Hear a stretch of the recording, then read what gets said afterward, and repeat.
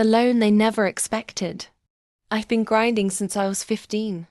Every paycheck went into surviving, studying, and slowly chipping away at the $60,000 student loan I carried like a weight around my neck. Meanwhile, my brother sailed through life on a golden raft my parents built for him.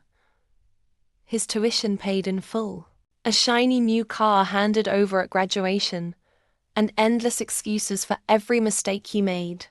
But then one afternoon, out of nowhere, my parents sat me down in their kitchen, faces sweet and hopeful. "We need you to co-sign a $40,000 loan," my mom said, sliding the papers toward me like it was no big deal. "You're the responsible one," my dad added. "Your brother can't do it. But you owe us this much." I just stared at them. Owe them? For what? For raising me like a ghost while they spoiled my brother into a man-child. I didn't argue. I didn't shout. Instead, I smiled, because in that moment I knew exactly how this game would end. The following week, I agreed to meet them at the bank to finalize the paperwork. They looked thrilled, already celebrating. But as the loan officer slid the papers across the desk, I pulled out a crisp folder of my own. "Actually," I said, placing it neatly on the table, "I've been working on something else." Inside wasn't a co-signed loan.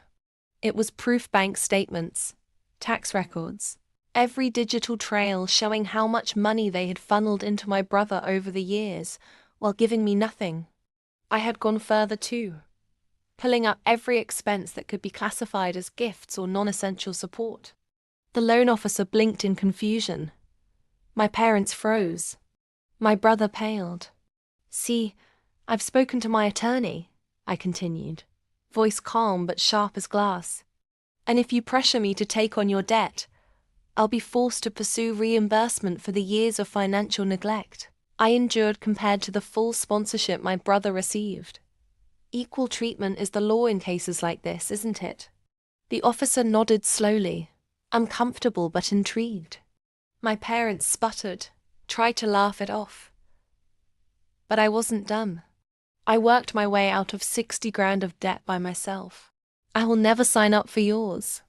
If you need someone to co-sign, maybe you should ask the son you invested in like a spoiled stock."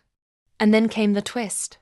I turned to the loan officer, handed him another document and said, "But while we're here, I'd like to open a new account for my investment property." That's right. While they thought I'd been scraping by, I'd been quietly saving, flipping, and investing. That very week, I was closing on my first rental house. The look on their faces? Priceless. My parents left empty-handed. My brother stormed out. And me?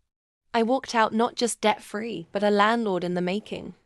If this story lit a fire in you and you want to hear more epic stories of karma, revenge, and empowerment, make sure you hit subscribe to my YouTube channel. Trust me, you don't want to miss what's coming next.